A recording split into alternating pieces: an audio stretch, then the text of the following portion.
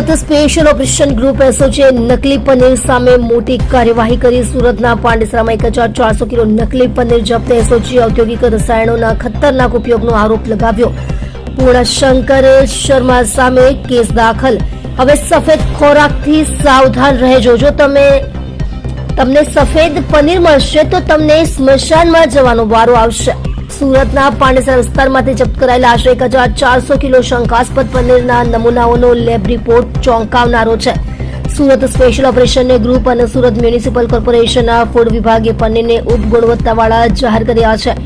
તપાસમાં બહાર આવ્યું છે કે કુદરતી દૂધની ચરબીને બદલે પામ તેલ અને અન્ય ભેળસેળનો ઉપયોગ કરવામાં આવ્યો હતો. એસઓજી પોલીસે છેતરપિંડીના ગુનેગાર પૂર્ણશંકર શર્માની સામે કેસ દાખલ કર્યો છે. ખાદ્ય સુરક્ષા અધિકારીના જણાવ્યા અનુસાર દૂધની ગુણવત્તાવાળા ઘટકો ખૂબ જ ઓછી માત્રામાં મળી આવ્યા હતા. તેના બદલે વનસ્પતિ તેલ વધુ માત્રામાં હાજર હતું, જે સ્પષ્ટ કરે છે કે પનીર અસલી નથી. આ ખુલાસા બાદ વહીવટીતંત્રે કાનૂની કાર્યવાહી શરૂ કરવાની તૈયારી શરૂ કરી છે. તપાસમાં સૌથી ગંભીર તારણો એ બહાર આવ્યા છે કે પનીરના ઉત્પાદનમાં ફૂડ ગ્રેડ એસિડને બદલે ઔદ્યોગિક ગ્રેડ એસિડનો ઉપયોગ કરવામાં આવ્યો હતો. નિષ્ણાતોના મતે આવી પ્રોડક્ટ લાંબા ગાળે શરીર માટે ખૂબ જ હાનિકારક હોઈ શકે છે અને કિડની અને આંતરડાના ગંભીર રોગોનું કારણ બની શકે છે.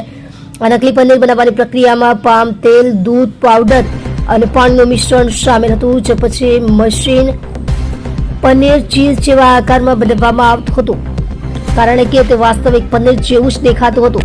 આ પનીર બજારમાં ખૂબ જ ઓછી કિંમતે વેચાતી હતી, જે એક મજબૂત સંકેત હતો કે તે નકલી છે. પોલીસ તપાસમાં જણાવવામાં આવ્યું છે કે આરોપી પૂર્ણશંકર શર્મા છેલ્લા 2 વર્ષથી આ ગેરકાયદેસર ધંધો ચલાવી રહ્યો હતો અને શર્મા દરરોજ આશરે 400 કિલો નકલી પનીર સપ્લાય કરી રહ્યો હતો.